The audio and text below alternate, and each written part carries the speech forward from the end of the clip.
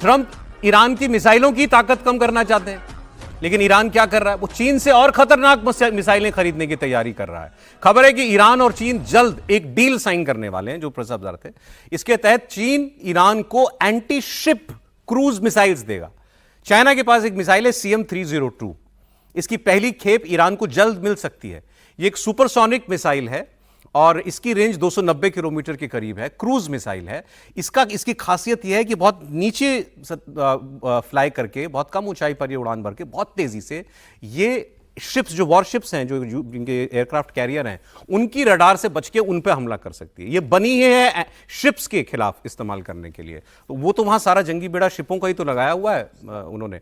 इसके अलावा एक और खबर जो मैं आपको बता दूं कि 2 वहां पर एयरक्राफ्ट कैरियर हैं, USS अब्राहम लिंकन और USS जेराल्ड आर फोर्ड। ये वहां पर तैनात किए गए हैं। तो उनके खिलाफ ये जो है एक बड़ा खतरा जो है वो हो सकता है। दूसरी खबर, अगली खबर मैं आपको बताता हूं। अमेरिका जो प्लान बना रहा है, ट्रंप की एक अजीबोगरीब प्रॉब्लम सामने आई है, ट्रंप की सेना की। अब आप इस पर आप लोग हंस सकते हैं, लेकिन आपकी खबर शायद आप लोगों ने कहीं देखी भी हो। पढ़ी आपने खबर? ये जो दूसरा जंगी बेड़ा वहां भेजा है, USS जेराल्ड आर फोर्ड, इसके अंदर प्रॉब्लम यह है कि इसमें 4,500 सेलर्स हैं। एक शिप पर 4,500 लोग हैं। अब इनकी प्रॉब्लम यह है कि उसके टॉयलेट नहीं काम कर रहे। अजीबोगरीब बात, लेकिन ये बात है, रॉयटर्स की खबर है सर। 4,500 लोगों के लिए ये शिप जो है, इस पे 600 टॉयलेट बनाए गए। ठीक, ये तस्वीरें सब ये रॉयटर्स के द्वारा जारी की गई हैं। प्रॉब्लम ये हो रही है कि टॉयलेट यूज करने के लिए 45 मिनट का वेट टाइम लग रहा है एक आदमी को, 45 मिनट्स। क्यों हो रहा है ये?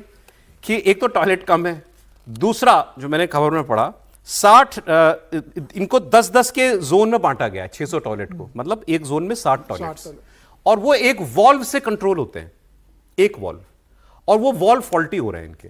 तो अगर एक वॉल्व खराब हो जाता है तो 60 टॉयलेट एक बार में ब्लॉक हो जाते हैं, डिसफंक्शनल हो जाते हैं। इसीलिए ये प्रॉब्लम हो रही है। अब ये तैनात थी वॉरशिप वेनेजुएला के पास, वहां से इसको जाना था अमेरिका रिपेयर के लिए, लेकिन इतने में ट्रंप का मन हुआ मैं तो ईरान को मारूंगा, तो उन्होंने कहा नहीं, तुम सीधे वहां पहुंचो मिडिल ईस्ट। तो ये बिना रिपेयर के जहाज यहां आ गया। अब ये 4,500 लोग सुबह उठ के लाइन में लग जाते हैं। ये सच में प्रॉब्लम है। अभी फिलहाल ये ग्रीस में खड़ा है जहाज। अच्छा, ये आपने कहा ना, तो मैं, चूंकि मुझे लगा कि कुछ तो बोल रहे हैं, लेकिन लगता है सौरभ जी कुछ पाकिस्तान की बात कर रहे हैं। मतलब मेरे मन में एकदम आया कि पाकिस्तान का कुछ है जहां लोग लाइन लगाए हैं, टॉयलेट काम नहीं कर रहा है कुछ। अमेरिका का ये हाल हो गया। आप सोचिए, ट्रंप की पॉलिसीज, ट्रंप की जिसको कहते हैं ना कि अचानक मेरे मन में जो आया वो कर दो। न ऐसे देश चलता है, ना आर्थिक नीति चलती है, ना सामरिक नीति चलती है। तो भला वो बेचारा वो जो जहाज है जिसमें 4,500 लोग हैं, वो कहां से चलेगा? और ये दिखाता है कि आपकी ऐसी पॉलिसी की वजह से अमेरिका का जो, जिसको हम बार बार कहते हैं ना, उसके पास एडवांटेज है, वो हर वक्त ताकत में रहता है, उसकी ताकत खत्म हो रही है। ये सामान्य घटनाक्रम नहीं है, ये बहुत सीरियस है। आप कह रहे हैं कि आपका एक ऐसा मारक जहाज है जो जाएगा पूरी तैयारी के साथ, और मारक छोड़िए, सुबह शाम तक वहां के लोग, मतलब कहना नहीं चाहिए, विचित्र अवस्था में, वो तो बड़ी खराब अवस्था होती है। दूसरी खबर जो उसमें छपी हुई वो ये कि ये तो एक बात है, वहां के सेलर्स ईरान से जंग ना करनी पड़े, वो कोई टॉयलेट में कपड़ा ठूस दे रहा है, कोई कुछ कर दे रहा है, वो लोग, वो उसके जो नौसैनिक हैं इनके, मतलब उनका मोराल बहुत लो है, वो लड़ना नहीं चाह रहे। कल ही मैं एक देख रहा था, एक कांग्रेस में जो हियरिंग होती है, एक पूर्व सैनिक फूट फूट के रो रहा था, फूट फूट के रो रहा था। ट्रंप को शाहबाज और असीम मुनीर से मिलना कम भाई, मुझे, हमें किसके सामने मरने के लिए भेज रहे हो, क्यों मरने के लिए भेज रहे हो? मैं उनकी सेना के अंदर ये बहस भी चलती है कि आप इजराइल के लिए अपने लोगों की जान जो है क्यों भेज रहे हो, खतरे में डालने के लिए तैयार हो।